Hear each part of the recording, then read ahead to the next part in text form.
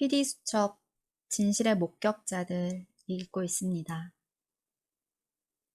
윤기룡 PD님의 문답 형식의 회고록 계속 읽어볼게요. 만민교회 신도들의 MBC 점거. 질문. 박상일 PD와 같이 취재해서 1999년 5월 11일 방영한 이단 파문, 이재록 목사, 목자님, 우리 목자님 편이 가장 파장이 컸던 방송이 아닌가. 신도들이 주주정실에 난입해서 방송이 몇 분 만에 중단되기도 했는데 우리나라 방송 역사상 처음 있는 일이었다. 초유의 사태가 벌어졌는데 그때 상황이 어땠나? 그 프로그램으로 상도 받았자는가? 그 프로그램과 관련된 상을 받은 건 없다. 종교 관련 프로그램에는 단체에도 무서워서 상을 안 준다. 다만 이달에 PD상이 생기고 나서 내가 두 번째 주인공이 된 적이 있다. 만민중앙교회에 대한 제보는 처음에 후배 PD에게 들어왔었는데 자기는 하고 싶지 않다고 했다. 그래서 내가 맡게 된 거다. 그때 내가 제일 고참이기도 했고 워낙 지기 싫어하는 성격 탓도 있었고 아무튼 위에 부장이나 선배들은 항상 시청률이 높으면 높은 대로 낮으면 낮은 대로 윤 PD가 나서야 되지 않겠느냐고 하는 게 많았다. 질문. 취재가 위험하고 어렵지 않았나? 증명하기도 힘들고 더구나 종교라는 이름으로 테러를 사주하기도 하는 비이성적인 집단들도 많지 않나? 진실이라는 게 어둠 속에 있을 때는 잘 모르지만 햇빛을 받으면 튀어나오지 않는가. 그때 열심히 취재했다. 이재록 목사가 일요일에 예배가 끝나면 아무도 모르게 기도처에 가서 금요일 저녁 때 왔다. 정말 정신없이 뛰어다녀야 했다. 당시 그 교회의 신도가 6만 6천여 명 정도 됐다. 그리고 교회에서 월급을 받는 이재록 목사의 안전팀이 따로 있었다.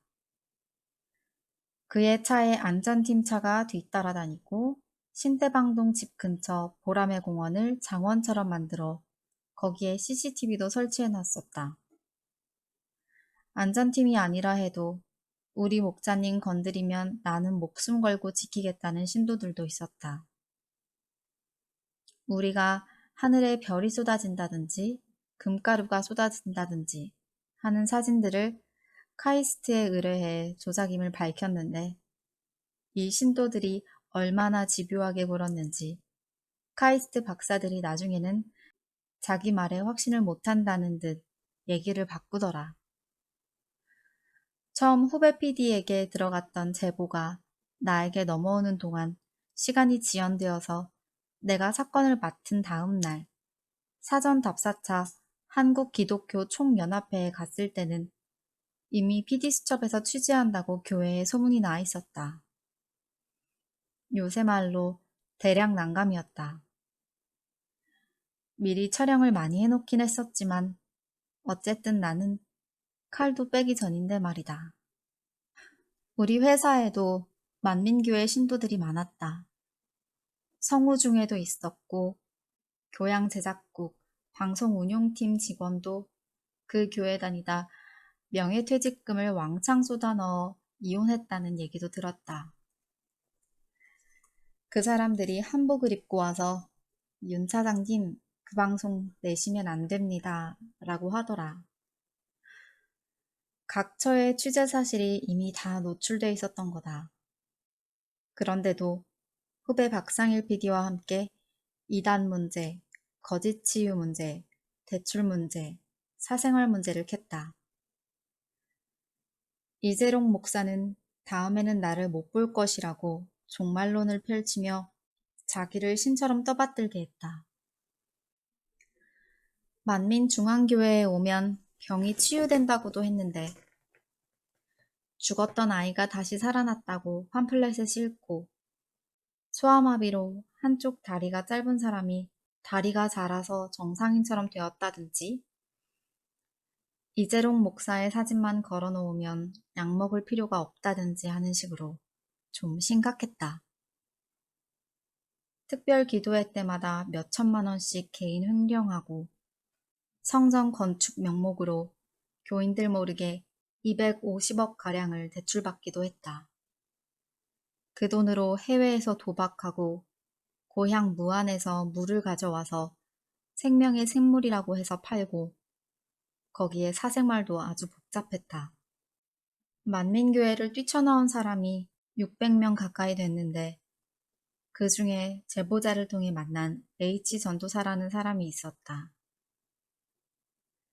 그 전도사가 얘기하기로 이재록 씨는 원래 고등학교만 나와 금호동에서 만화가게를 했었는데 몸이 좀 아팠다고 한다.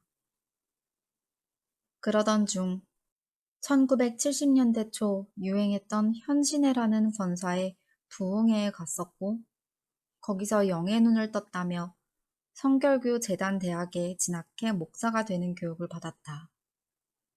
대학에서 산으로 기도회를 가는데 방언이라든지 이상한 행동을 보여서 학생들을 놀라게 하고 교수들로부터 지적도 많이 받았다고 한다.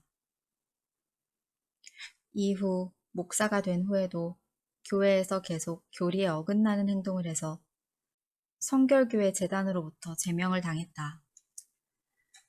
그러자 마치 성공회처럼 연합 성결교회라고 자기가 하나의 새로운 교단을 만들어버린 거다. 그게 신대방동에 있는 5층짜리 건물이었고 한기총에서 떨어져 나와 직접 자기가 총이사장을 했다. 그러니까 만민교회 사람들은 거기 출신인 거다. 99년도 2월 월간지 말에 M교회라는 이니셜로만 만민교회 기사가 나온 적이 있었다. 그때는 교회 측에서 별 말이 없었는데 아무튼 그 월간지 말에서 B라는 여자 전도사가 고백한 게 있었다. 우리는 그 전도사를 만났다. B 전도사의 증언은 충격적이었다. 종교단체에서 어떻게 그런 일들이 일어날 수 있는지 믿어지지 않는 내용이었다.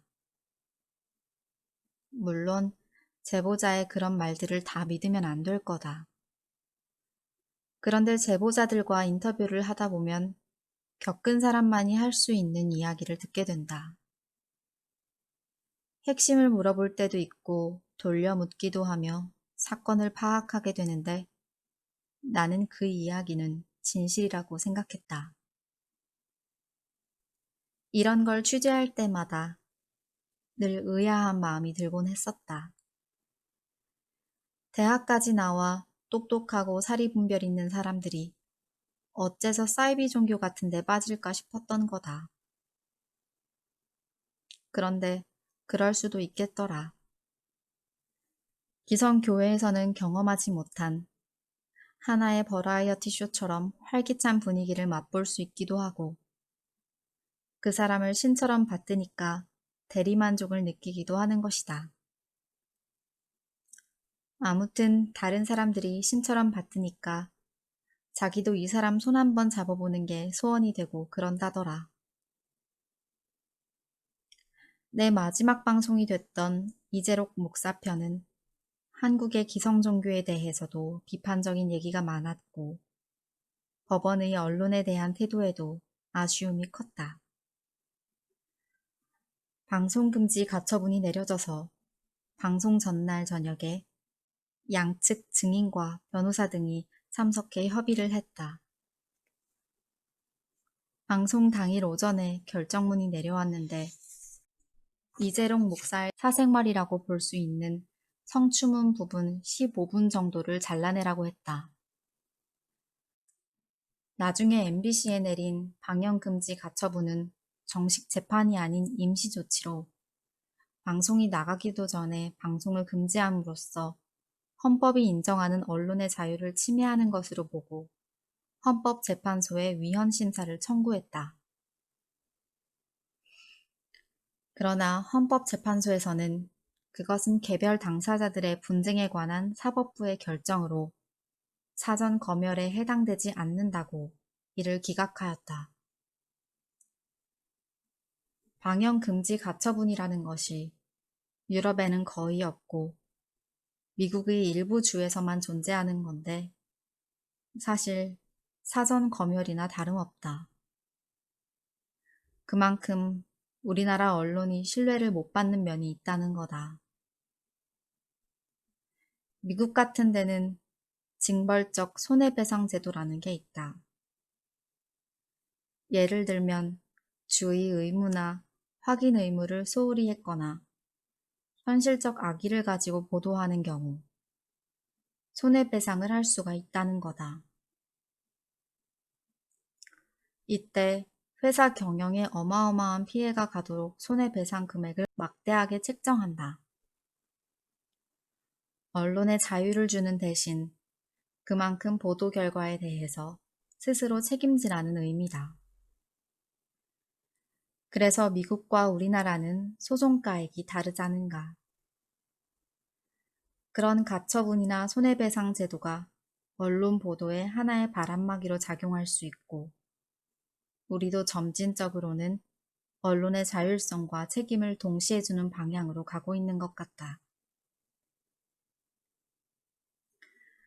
아무튼 15분 정도를 잘라내야 해서 방송 나가는 날 아침부터 나는 편집을 하고 있었다.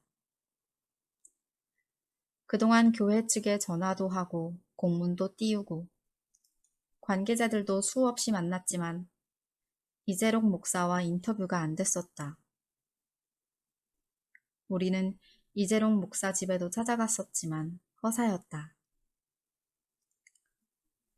당시에 나는 얼굴이 알려졌기 때문에 교회 예배 때 조연출과 스텝을 보내기도 했었는데 새로 온 사람들은 꼭꼭 집어서 다 찾아냈다더라.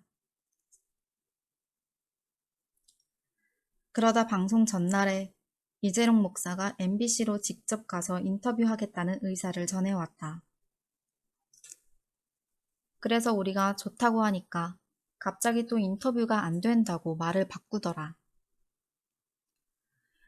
결국 방송 당일 저녁 10여 대의 버스를 동원한 수백 명의 신사들이 방송국으로 쳐들어왔다.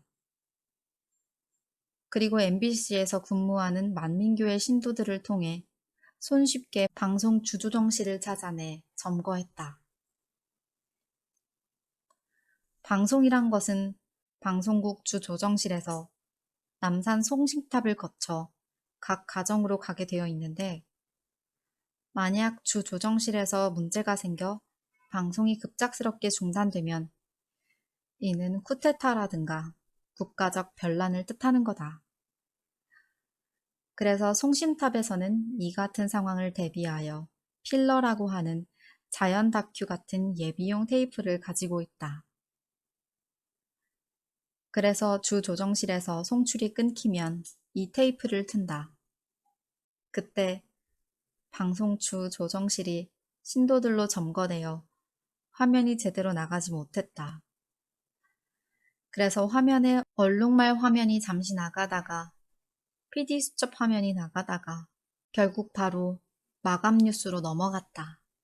쳐들어온 신도들이 4층 PD 수첩 사무실에 와서 나를 보더니 이 악랄한 놈 여기 있다며 멱살을 잡아당기고 해서 완전 공포 분위기였다. 내가 오죽했으면 인터뷰에서 민비 시해하려던 일본 낭인들의 모습을 봤다고 했겠는가. 실제로 이들은 평소에 만났을 땐 조용하고 예의 바른 신자의 모습이었는데 이날은 정반대였다. 나는 비상계단을 통해 한층 위인 보도국으로 피신을 갔다. 국제부는 모니터가 많아서 뒤에 숨어있기 좋았다. 잠시 후 위에서 아래로 와, 와 하는 소리가 나더라. 방송을 중지하기 위해 주 조정실과 나를 찾는 신도들의 소리였다. 이어서 마감 뉴스 시간에 내가 출연하여 PD 수첩의 내용과 방송 점거의 분항성을 이야기했다. 방송이 중단되자 제일 먼저 국정원에서 나를 찾았다. 방송시설은 국가보안시설이기 때문에 경비가 삼엄하다. 흔히 쿠데타나 국가 변란 시에 방송사부터 점거하지 않는가. MBC 사장 이하 간부들도 급히 회사로 들어오고 이튿날 신문은 PD수첩으로 난리가 났었다. MBC는 이 일이 언론에 대한 중대한 도전이라고 보고 언론 자유 사수를 위해 특별 성명서를 발표했고 다른 언론 매체에서도 방송사 점거를 규탄하는 성명서를 발표했다. 회사는 방송이 중지된 다음 날인 5월 12일 수요일 PD수첩을 다시 방송하기로 결정했다. 다음 날 만민교회 내용이 방송될 때는 아내하고 아이하고 호텔에서 방송을 지켜봐야만 했다. 나에 대한 신변 보호 요청이 들어가고 이후 두 달 동안 노량진 경찰서에서 2명씩 매일 나왔다. 이들은 아파트 정문 앞에서 수상한 사람들이 나타나거나 우리 집 쪽으로 올라가는 걸 주목했다.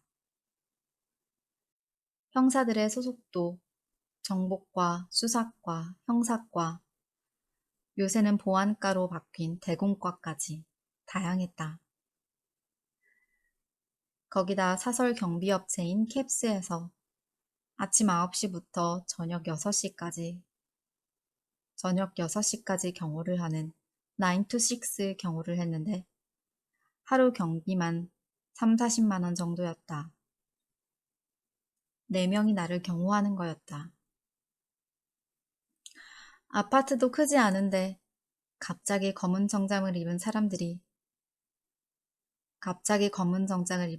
둘이 출근할 때마다 나에게 오늘 일정 어떻게 되십니까? 묻고 다니니 나에 대해 모르던 사람들도 오히려 내 존재가 알려졌다. 게다가 하필이면 내가 그때 대방동에 살았는데 거긴 만민교회 쪽 벨트나 마찬가지였다. 대방동, 신대방동, 신길동, 대림동 그러다가 쭉 가면 교회가 있는 구로동이 나왔다. 우리 아파트에서 이재룡 목사가 있는 집까지는 택시 타면 5분도 안 걸렸다. 걱정이 돼서 초등학교 1학년이던 우리 애한테 누가 너네 아빠 뭐 하냐고 물으면 노량진 수산시장에 근무한다고 해라. 그렇게 했는데 아파트에서는 벌써 소문이 다 났더라.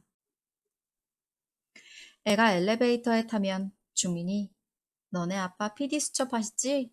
라고 묻는 거다. 애도 자꾸 신경 쓰이니까 스스로 13층에서 걸어 내려오고 그랬다.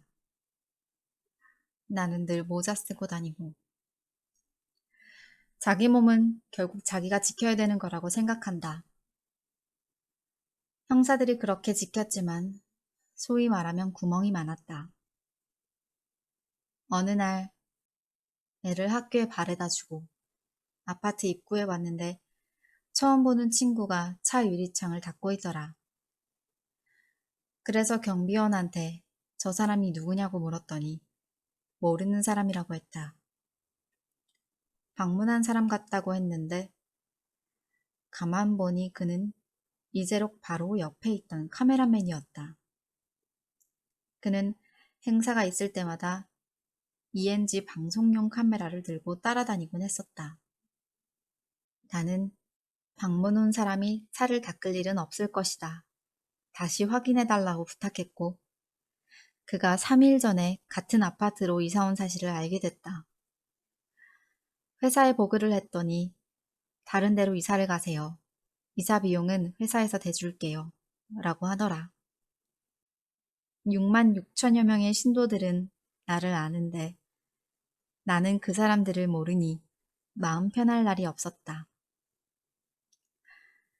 그러다 며칠 후 결국 그 친구와 맞닥뜨렸다. 윤 차장님, 왜 갑자기 아파트 입구에 이상한 사람들이 서 있었는지 알겠네요. 형사들이 저한테 누굴 찾아왔냐고 자꾸 묻더라고요. 라고 말하며 나는 직업인으로서 윤 차장님을 존경합니다. 내가 만민교회에서 근무하긴 하지만 윤 차장님에 관해선 아무 말도 하지 않겠습니다. 라고 했다. 하지만 어쨌든 종교 집단이지 않은가. 그리고 가장 핵심 분자인데 마음이 편치 않았다. 경찰 2명이 지키는 건 사실 아무 의미가 없다. 스스로 자신을 지키는 수밖에. 이제 어디를 가더라도 사람 많은 데는 피하고 엘리베이터는 잘 안 타고 같은 길로도 다니지 않는 버릇이 생겼다. 만민교회는 여전히 나에게 부담스러운 존재로 남아있다. 그 무렵 작은 형이 암에 걸렸었다. 시골에서 사시던 아버지가 돌아가시고 큰형 밑에서 형제들만 자라다가 서울 와서 어렵게 공부해 그제야 자리를 잡았는데 암이 걸린 거였다. 그런데 회사 신도들이 병원에 입원한 형한테까지 찾아갔다더라. 암 환자한테까지 가서 동생 좀 막아달라고 한 거다. 형은 동생 일이니 관여할 수 없다고 반대했다고 했다. 결국 형은 그해 9월 하순에 세상을 떠났다. 내겐 그 일이 굉장히 충격이 컸다. 우리 형이 결국 세상을 떠났을 때 만민교회에서 윤 PD가 벌을 받아서 형이 그렇게 됐다는 얘기를 했다고 들었다. 정말 분노했다. 만민교회는 정치하고도 많이 연관돼 있다. 그때 DJ가 대통령이었는데 교회 소재지가 구로동이고 성구구는 구로을이다. 한광옥, 김한길 등 DJ의 핵심들이 이곳에서 나왔을 거다. 특정 지역 출신들이 다 만민교회에 속해 있고 김태정 검찰총장도 교회에 왔었다. 교회 합창단이 검찰에 가서 연주를 해주기도 했고 MBC PD 출신으로 청와대에 가 있던 양반이 방송을 내지 말라는 전화를 여러 번 걸어오기도 했었다. 만민교회에 DJ 운전기사 아버지가 다닌다는 소문도 있었다. 선거가 있다 보니 이희호 여사도 자주 왔다더라. 아마 이래저래 정치권과 유착관계가 있었던 것 같다. 교회 벽에 이들 정치인의 사진이 걸려있기도 했었다. 하여튼 그때 이재롱 목사의 성추문 방송을 할 수 있었더라면 많이 달라졌을 텐데 하는 생각이 든다. 탐사 프로그램에 천착하다. 통상 기성 종교 집단에 대한 취재는 성역화되었고 신흥 종교 집단에 대한 취재는 불의의 사태를 불러왔다고 한 적이 있자는가. 종교 문제에 관심을 많이 가졌던 이유가 뭔지 궁금하다. 얘기했다시피 세상에 완전 무결한 정의나 진실이 있을까 고민했었다. 시오노 나나미가 쓴 로마 이야기를 읽었는데 거기에 정말 명언이 나온다. 카이사르가 한 말인데 사람이 모든 면을 다 볼 수 있는 것이 아니다. 인간은 자기가 보고 싶은 면만 본다는 거다. 각자 자기가 보고 싶은 진실을 보는 거다. 내가 PD수첩에서 땡땡땡의 진실을 많이 했다. 소쩍새 마을의 진실도 했었고 옛날 안기부 직원과 관계돼 교통사고 가해자와 피해자를 뒤바꾼 17번 국도의 진실도 했었다. 그게 내가 보는 진실이 아닐까 하는 생각이 든다.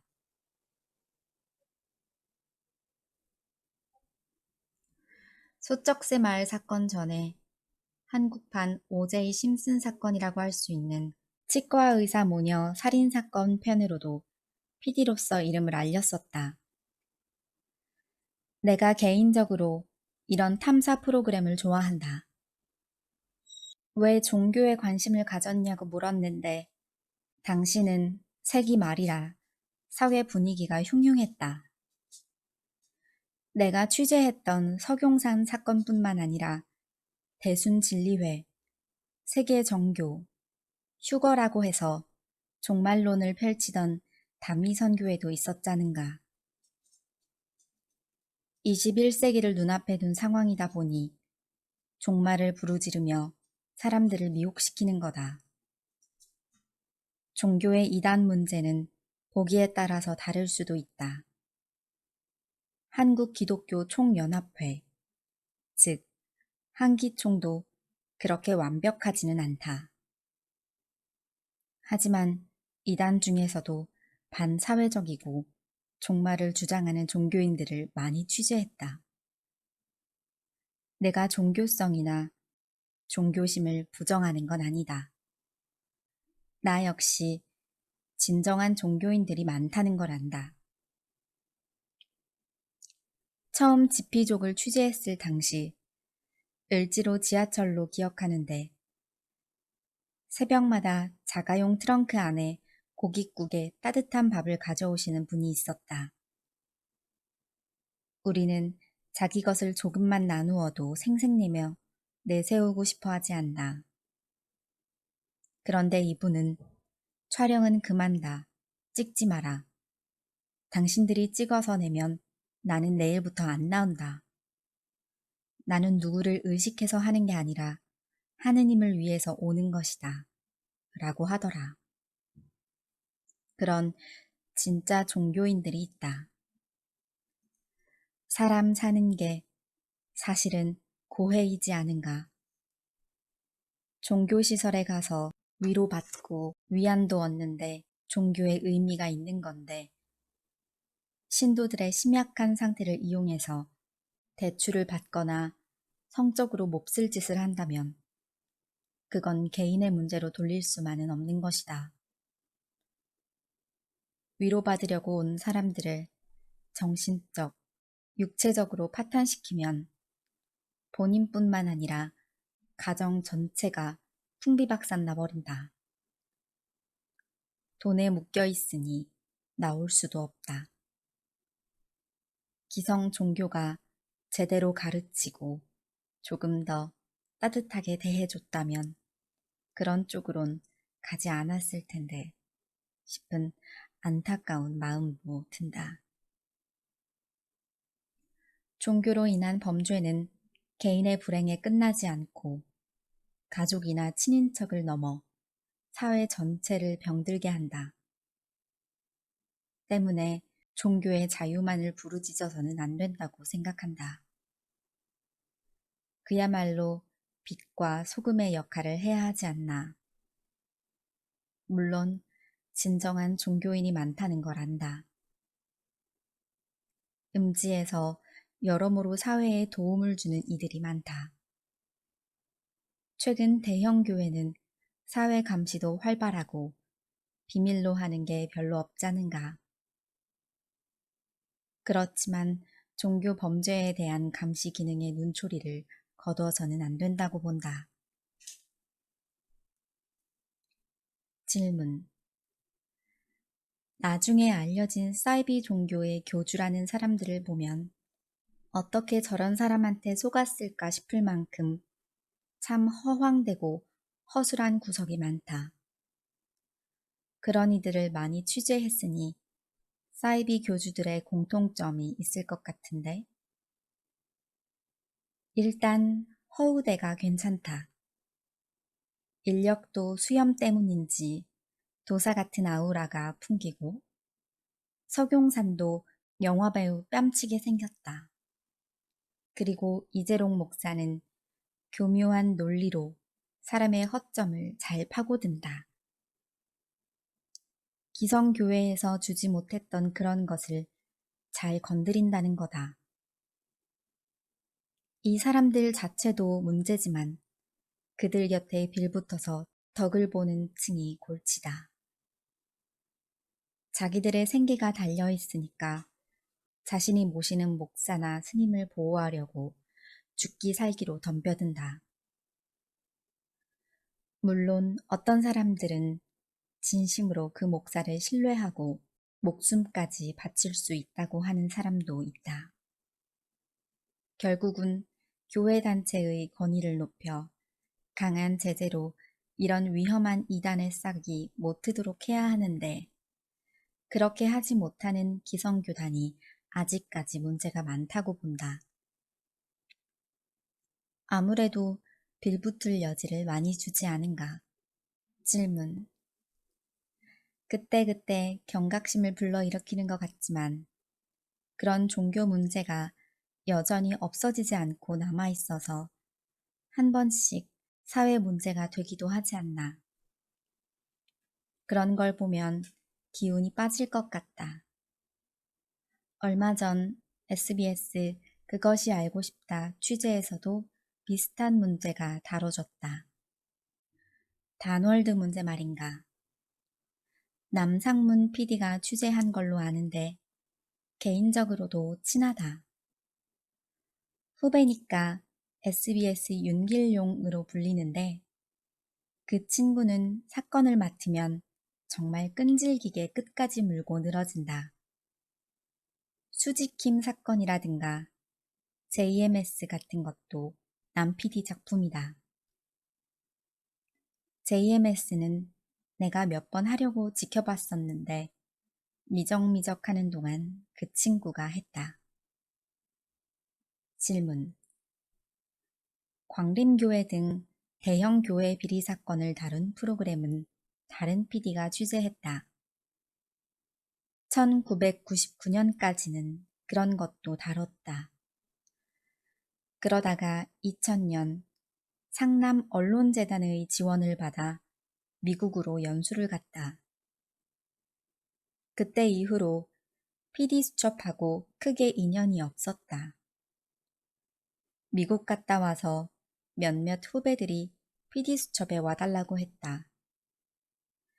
하지만 나 혼자 이렇게 애쓴다고 바뀌는 것도 없고 사이비 종교나 이런 게 완전히 없어지지도 않고 여전히 존재하는 것에 관해서 회의를 느꼈다.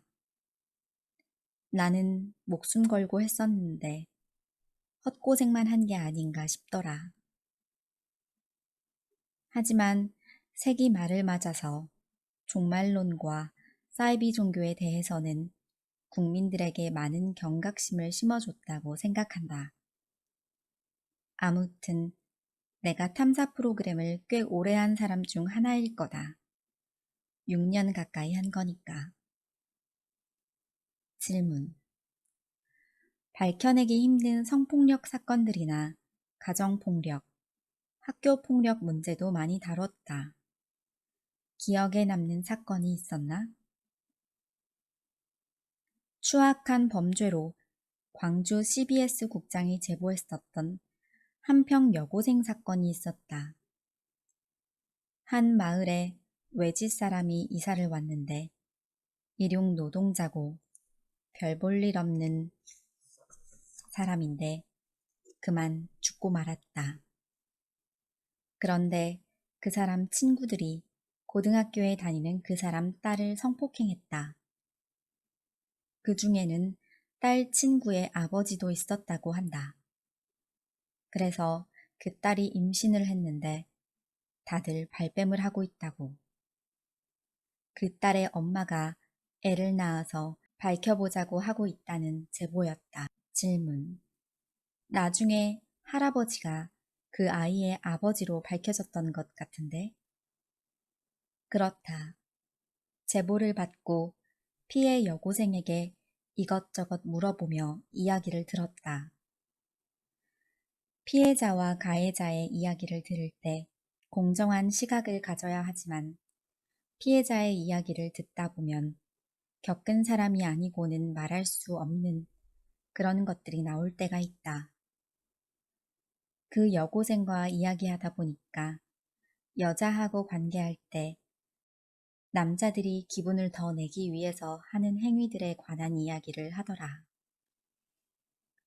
그 여고생이 약간 지능이 떨어졌었다. 내가 기억하기로 아버지가 돌아가시고 아빠 친구들 3명하고 영감까지 4명이 그 여고생을 건드린 걸로 밝혀졌는데 방송에서는 얘기 못했지만 사실 나머지가 더 있었다.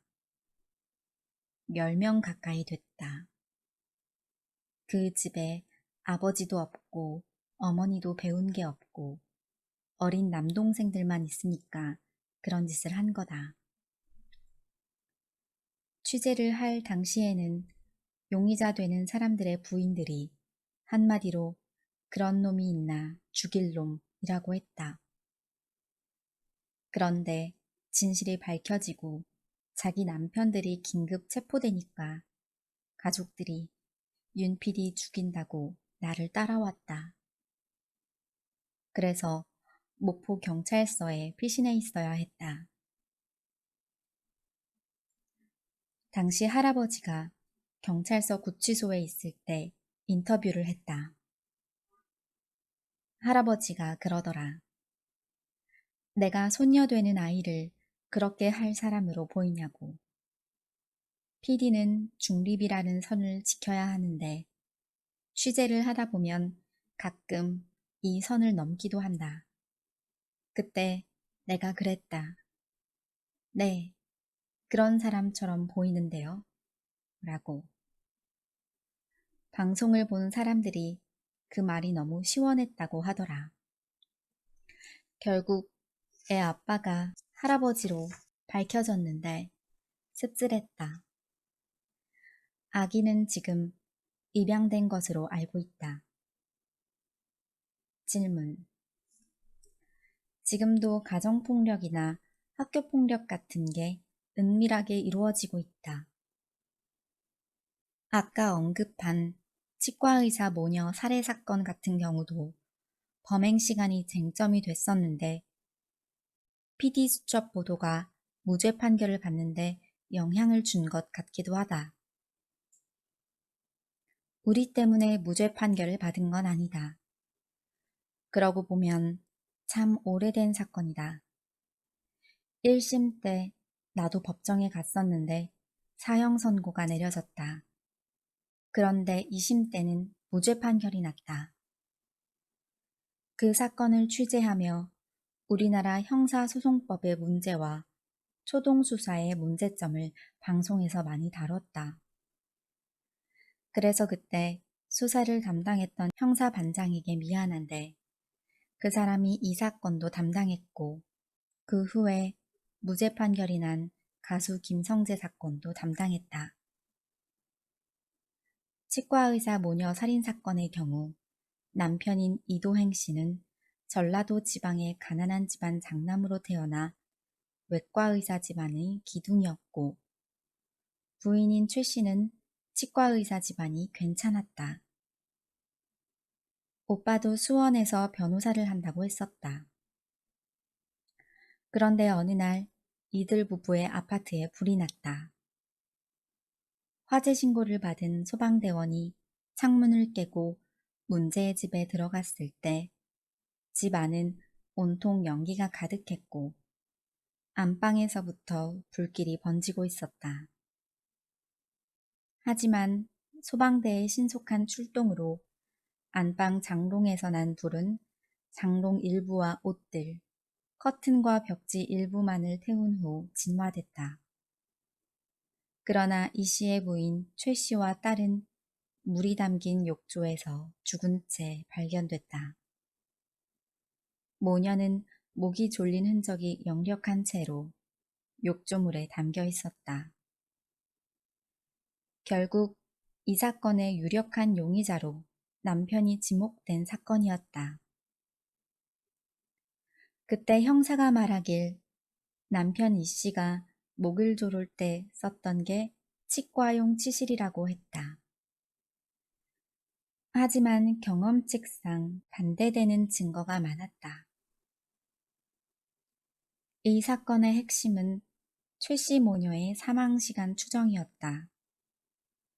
사망시간을 추정할 때는 첫째로 온도계로 시신의 직장 온도를 재야 하는데 당시에는 경찰이 그냥 욕조물에 손을 넣어보아 느낌으로 했다. 그 후 죽으면 몸에 반점이 나타나는 시반과 몸이 굳어지는 시강이 죽은 시간을 설명해 주게 되어 있다. 영화에서 보면 축 늘어져 있는 시신을 안고 흐느끼는 장면이 연출되곤 하는데 사실 시체는 딱딱하게 굳는다.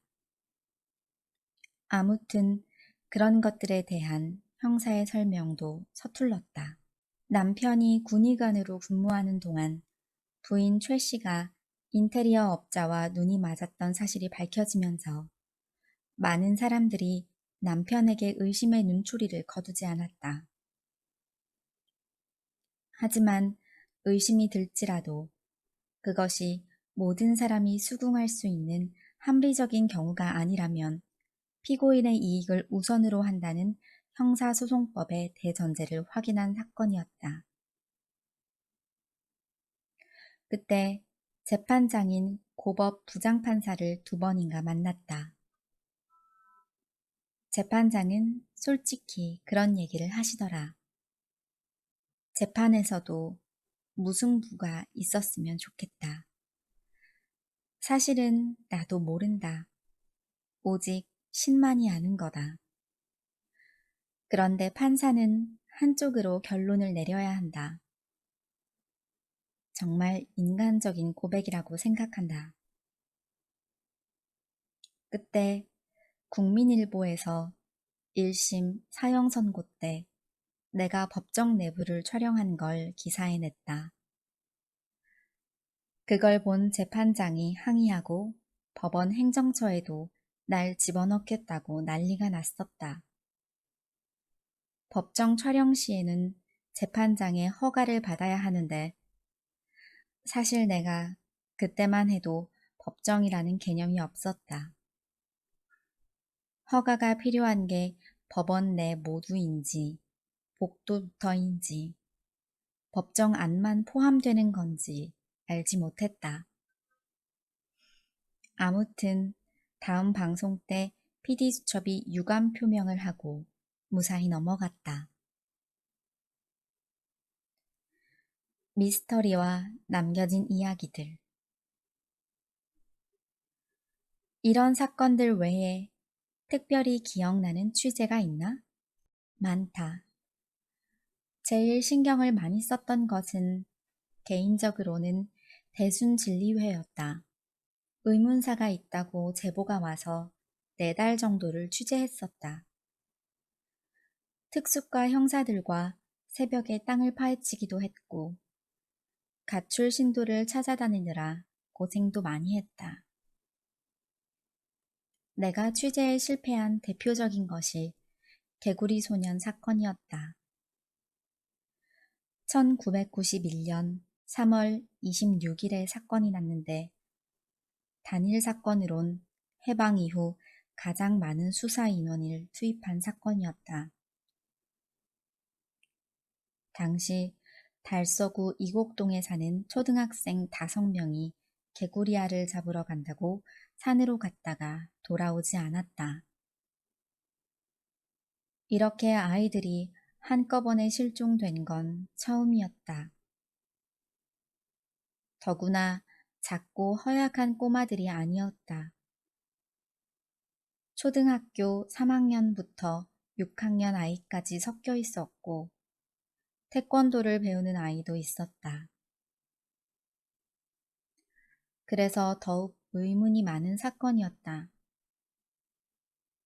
MBC 여론광장을 비롯해 KBS 공개수배 24시, SBS 그것이 알고 싶다까지 수많은 프로그램을 통해 아이들을 찾고자 했으나 미궁에 빠지고 말았다.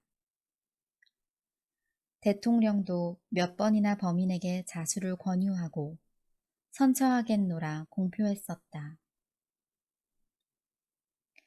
이제는 포기할 즈음인 96년 10월경에 K 박사가 내게로 편지 한 통을 보내왔다. 자신은 네바다 주립대 실험심리학 전공이고 카이스트 교수로 있는데 그동안 개구리 소년에 대해서 꾸준히 관심을 가져왔다고 했다. 의문점이 있으니 한번 만나보자는 거였다. 당장 은희연 부장님과 작가를 대동하여 대전으로 내려갔다. K 박사 말이 범인은 죽은 아이들의 아버지 중 한 사람 같다는 거였다. 아주 충격적인 얘기였다.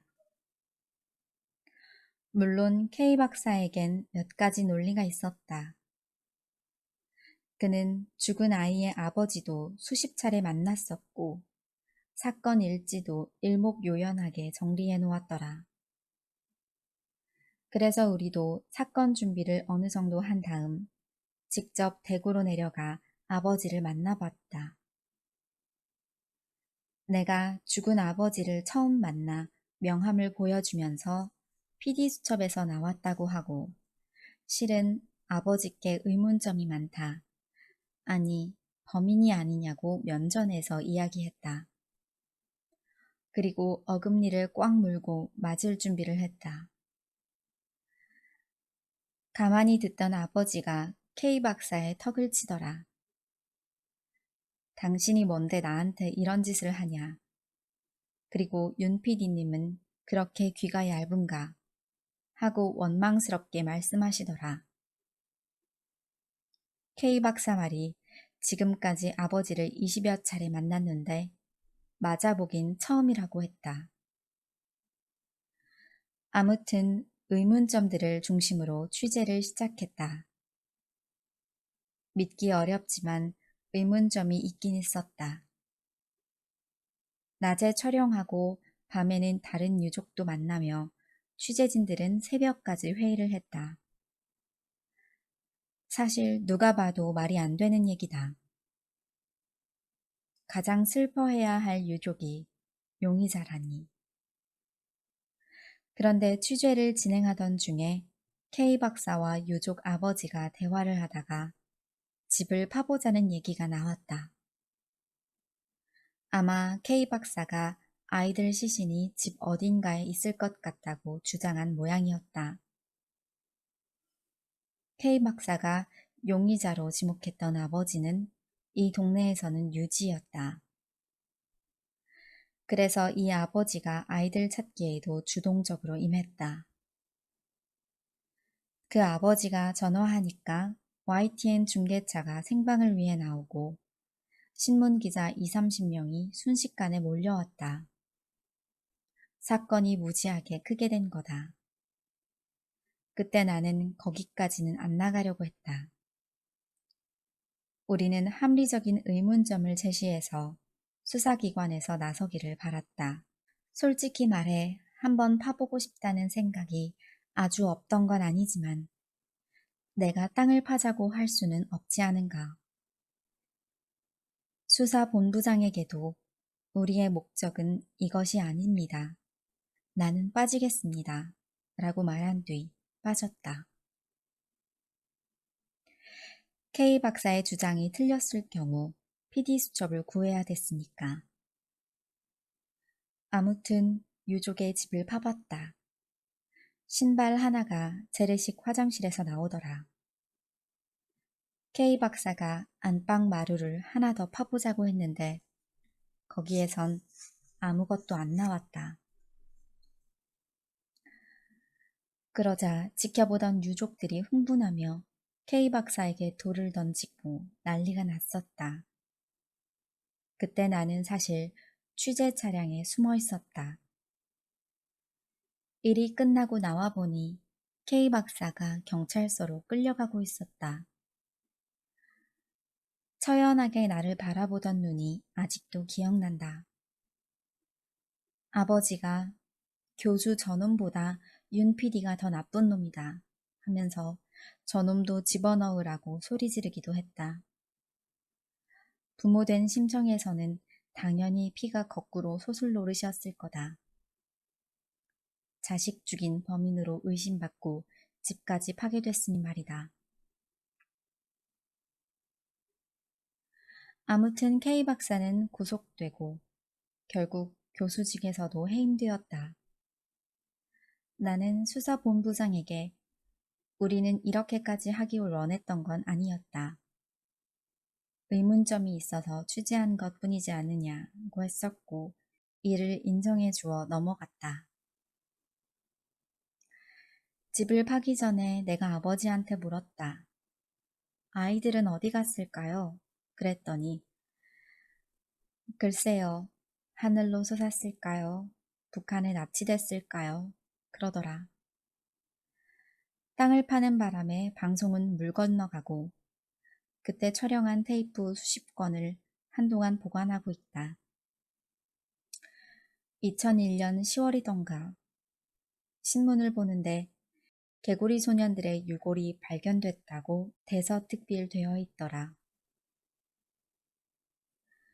나는 아직도 유골이 그 장소에서 발견됐다는 게 잘 믿기지 않는다.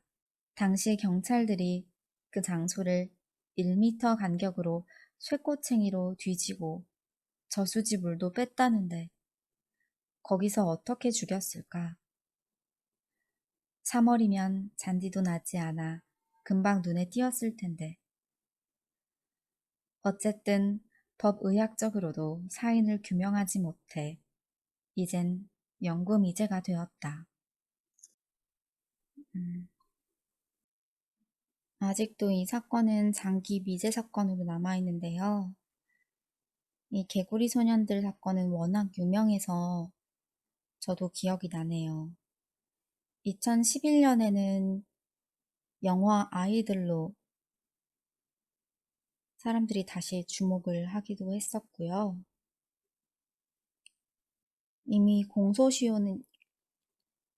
이미 범인에 대한 공소시효는 만료됐지만 얼마 전에 검찰청에서 이 사건을 원점에서 재수사한다고 뉴스가 나왔었네요. 꼭 범인이 잡혀서 진실이 밝혀졌으면 좋겠습니다. 마지막 부분 읽어볼게요.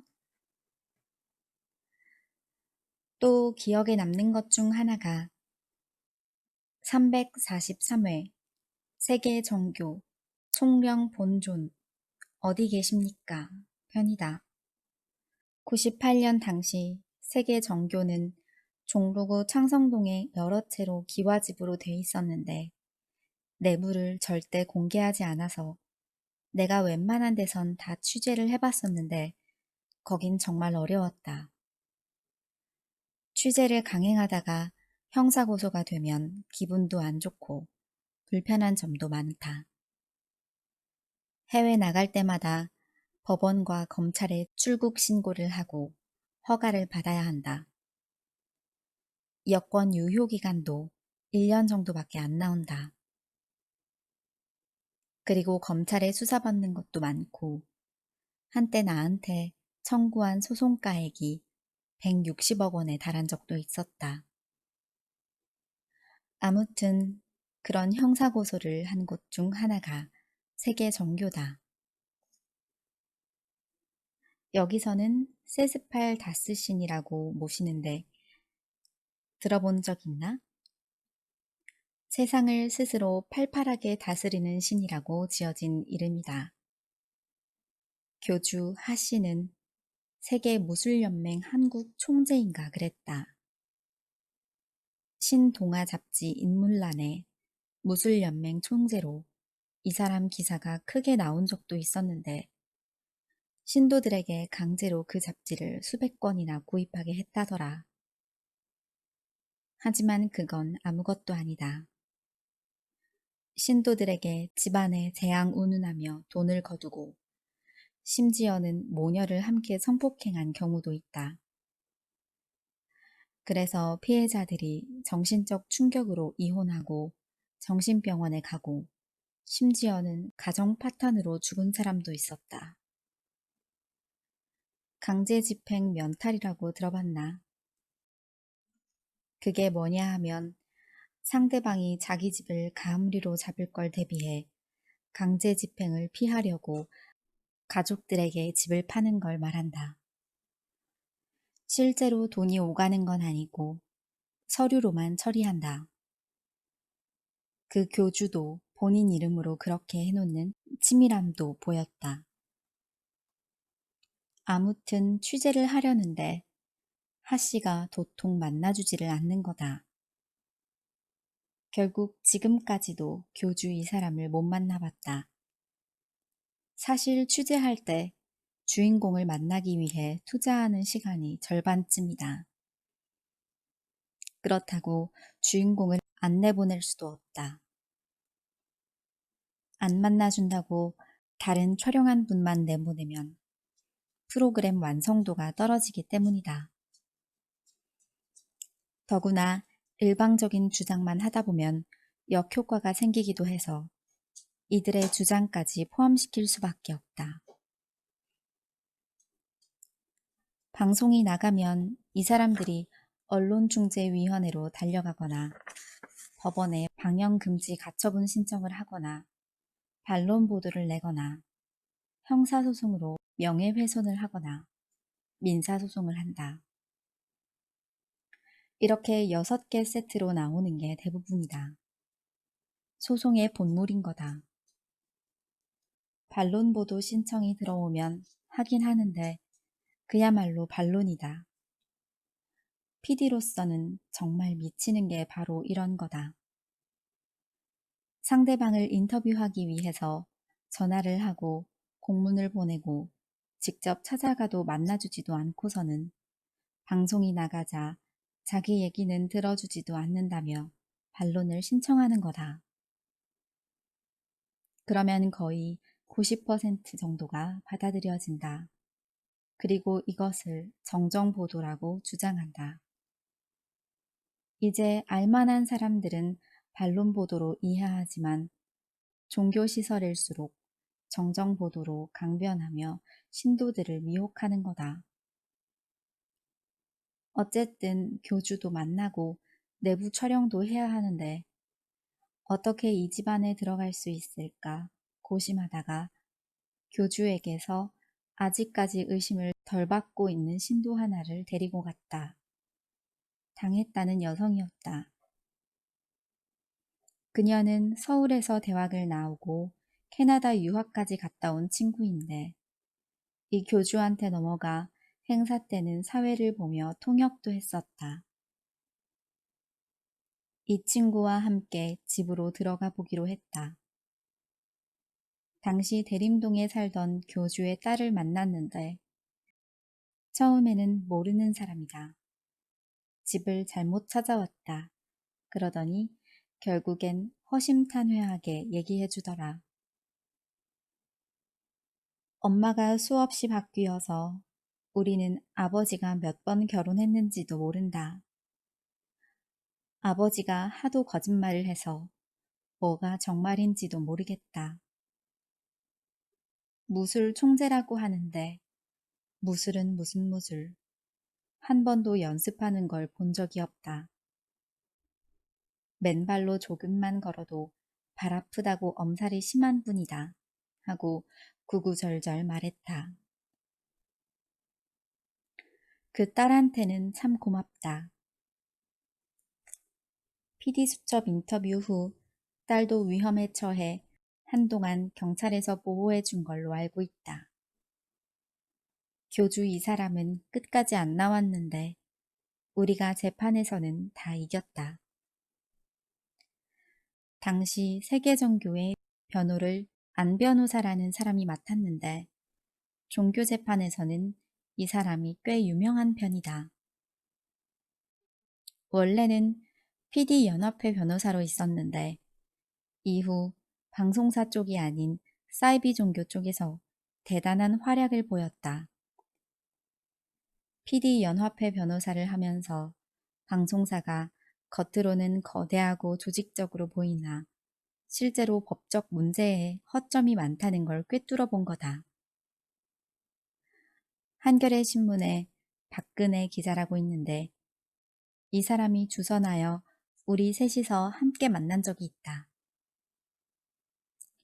그때 안 변호사 말이 나는 시사고발 프로그램 하는 사람들을 존경하고 윤 PD도 좋아한다. 그러니 이번 사건에 대해 윤 PD가 유감 정도만 표명해주면 PD 수첩은 이번 소송에서 빼주겠다고 하더라. 그래서 내가 물었다. 그러면 피해자인 시골 사람들하고만 소송에서 겨루겠다는 건가? 그럴 순 없다.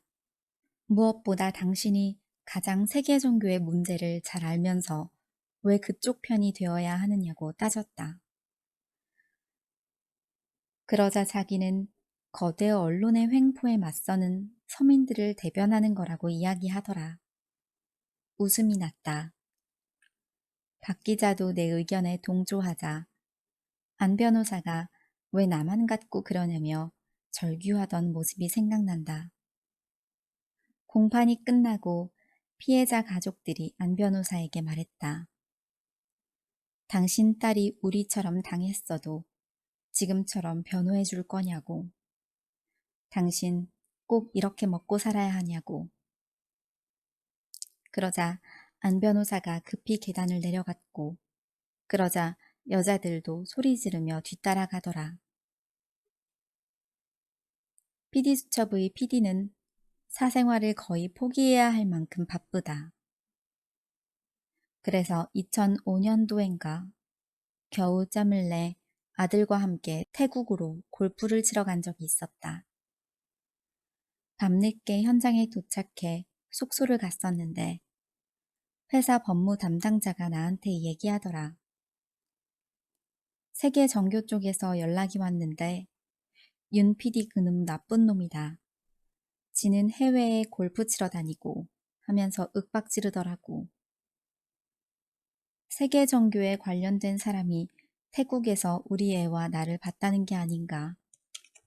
몽골이 송연해졌다. 마음만 먹으면 우리를 어떻게든 할 수 있으니까. 이런 사람들이 나한테 소송을 건 거다.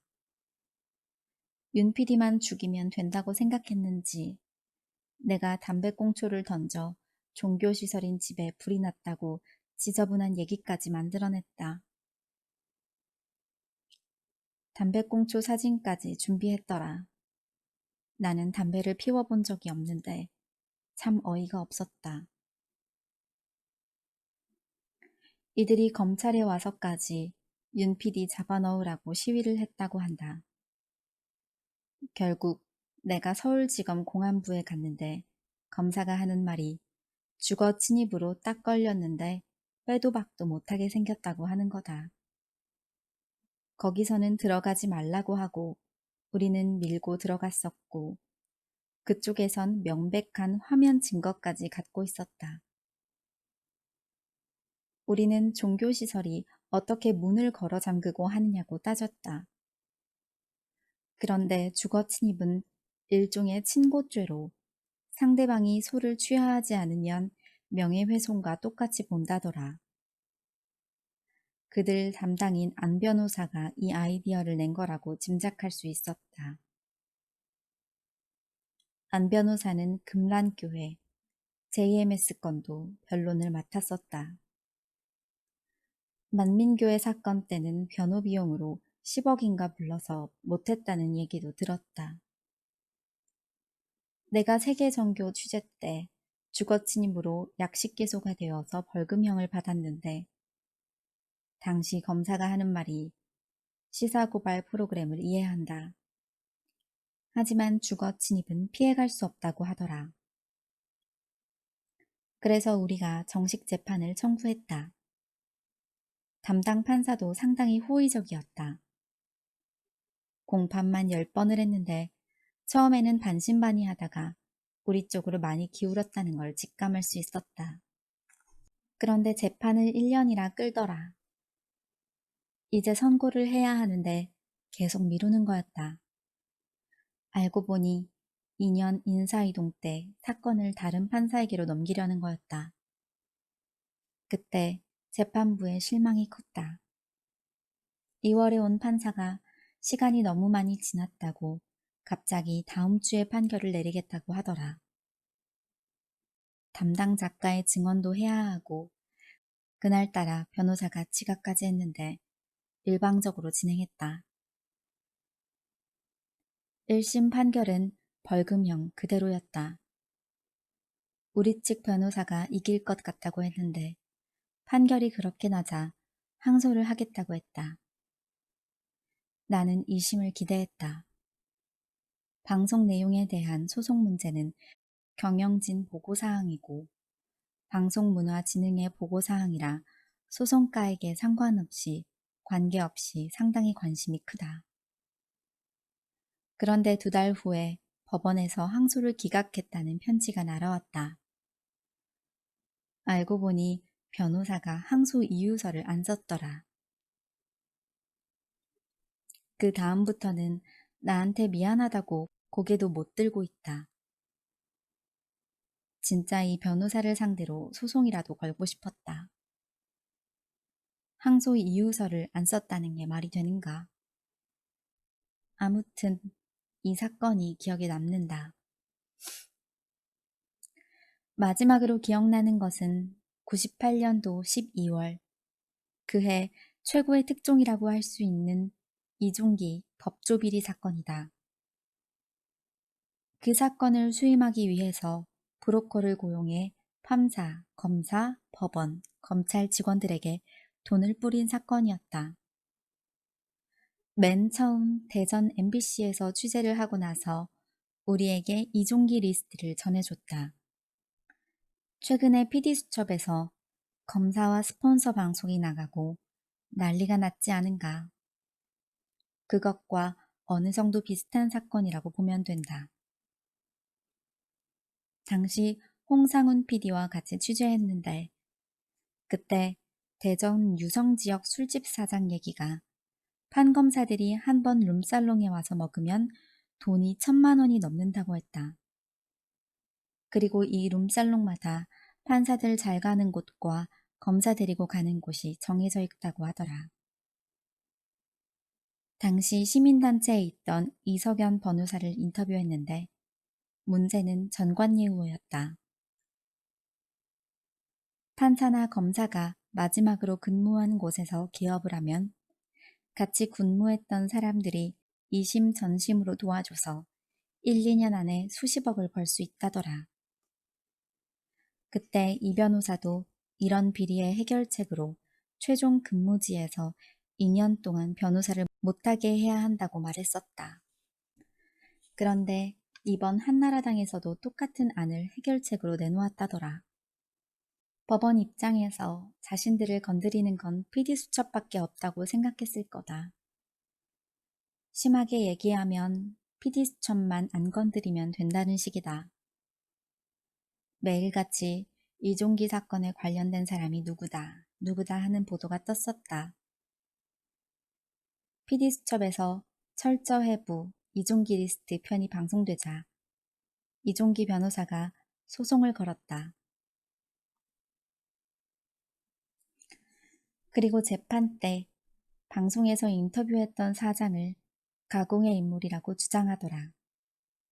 그래서 그는 가공의 인물이 아니다. MBC에서 만약 가공의 인물로 거짓을 꾸며냈다면 PD수첩은 폐지되고 우리 PD들은 해고감이다. 일본의 한 시사 프로그램에서도 인터뷰 조작으로 PD는 물론 사장까지 물러난 예가 있다고 말했다. 그러자 화면 모자이크를 하고 음성 변조도 하고 가명으로 내보낸 취재원에 대해 밝히라고 하더라. 우리는 다시 룸살롱 사장을 찾아갔다. 그러자 그가 우리더러 바보라고 하더라. 자기는 목숨 걸고 얘기해줬는데 왜 아직도 해결 못하고 있느냐는 거였다. 다시 인터뷰를 했지만 모자이크 없이 얼굴 그대로 낼 수는 없지 않은가. 취재원 보호가 우리에겐 생명인데. 그리고 당시 구속돼 있던 이종기 변호사를 면회간 제 변호사가 유죄는 당연하고 문제는 1년 사냐 2년 사냐 이것이다 라고 말했었다. 홍상훈 PD가 촬영 안 하는 조건으로 그 제 변호사를 인터뷰하고 이 얘기를 방송에서 냈는데 나중에 그 변호사가 그런 말 안 했다고 부인하더라. 카메라맨도 옆에서 들었는데 정말 황당했다. 그래서 홍상훈 PD도 벌금을 같이 맞았다. 선배로서 미안한 마음이 들었다. 최초로 보도했던 대전 MBC 서 기자도 이런 현실에 절망해 사표를 냈다고 들었다. 그러고 보니 나는 이종기 법조비리하고 그 전에 했던 세계 정교까지 2번이나 벌금형을 받았다. 수사기관에서 제대로 자신들의 몫을 못하니까 허탈했다. 결국 우리가 강조하고 주목하는 건 구조적인 모순에 의해서 소외받은 사람들이다. 그때 정치나 통일, 경제 같은 걸로 아이템을 정하지 못했던 이유는 취재에 자신이 없었기 때문이다. 이렇다 카더라 하는 소문만이 아니라 제대로 된 팩트를 내보여야 대안을 제시할 수 있고 또 모든 사람이 수긍할 수 있는데 그쪽 분야는 취재가 참 힘들었다. 그러다 보니 정치나 경제에는 자신이 없었고 결국 구조적 모순에서 소외받는 사람들의 인권에 대해 주목해보자고 마음먹은 거였다. 그걸 구현하는 길은 결국에는 법정에서 판결을 통해서 정해지는 거다. 하지만 그런 면에서 사법부가 아직 갈 길이 멀다고 생각한다.